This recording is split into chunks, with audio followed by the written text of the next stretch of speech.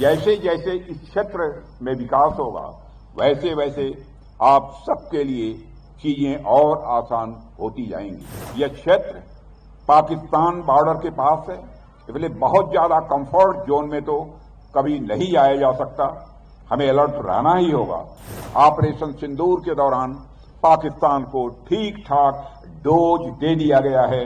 अब कुछ भी हरकत करने से पहले वह 100 बार सोचेगा।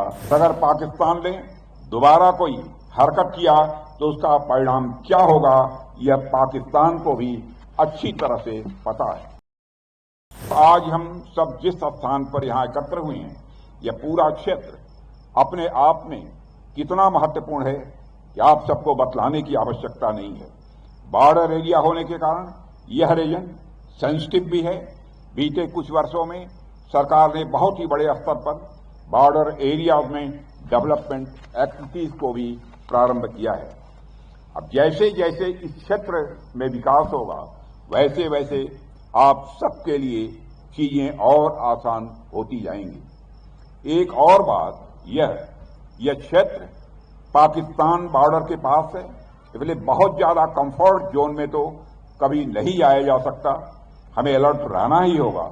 हालांकि अभी कुछ दिन पहले ऑपरेशन सिंदूर के दौरान पाकिस्तान को ठीक ठाक डोज दे दिया गया है।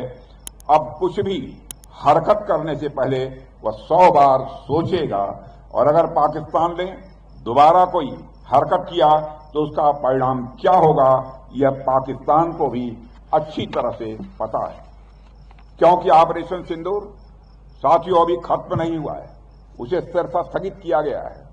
लेकिन फिर भी मैं ये कहूंगा कि हमें हर तरीके से हमेशा अलर्ट रहने की आवश्यकता है। साथियों, ऑपरेशन सिंदूर की जब चर्चा होती है तो मुझे गोस्वामी तुलसीदास जी के रामचरितमानस का एक प्रसंग याद आता है। अंगद रावण के दरबार गए हैं, दोनों के बीच संवाद होता है। अंगद रावण को भावी युद्ध के बारे में आगाह करते हैं, चेताते हैं, वार्निंग देते हैं। अभिमानी रावण कहता है, युद्ध आदि की चिंता मैं नहीं करता हूं। तुम्हारी सेना में सब बानर भालू हैं, लड़ने वाला है कौन? तुम्हारे यहां योद्धा है कौन? हां, यह जरूर है कि है कपि एक महाबलशीला, यानी एक बंदर जरूर है जो बड़ा बलशाली और बड़ा महान है। उसने कुछ दिन पहले लंका जला दी थी। बाकी और कौन है तुम्हारे यहां जो हमें चुनौती दे सके? इस बात पर अंगद को हंसी आ जाती है। अंगद कहते हैं, ऐ मूर्ख रावण, जो अति सुभट सराहे हूं रावण, जो सो सुग्रीव केर लघुधामन, चलई बहुत सो वीर न होई, पठवा खबरी लेन हम सोई।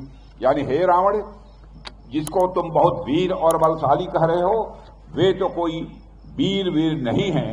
वह तो बस इधर उधर कूद फांक करते रहते हैं। उसे तो हमने बस खबर लेने के लिए भेजा था और वो लंका का काम तमाम कर गया। तो सोचो, जिस दिन असली योद्धा लोग आएंगे उस दिन तुम्हारी गति क्या होगी। साथियों, ऑपरेशन सिंदूर में भी मैं समझता हूं कि हमारे पायलट्स ने तो बस हाल चाल ही लेना चाहा था और थोड़ी ही देर में उन्होंने पाकिस्तान की यह गति कर दी। कभी उन्हें दलबल के साथ पूरा मौका मिला तो पाकिस्तान का क्या हश्र होगा, यह बताने की जरूरत नहीं है। पर साथियों, हमारे शत्रु, चाहे वे बाहरी हों या आंतरिक हों, कभी निष्क्रिय नहीं रहते। वे हमेशा किसी न किसी रूप में सक्रिय रहते हैं।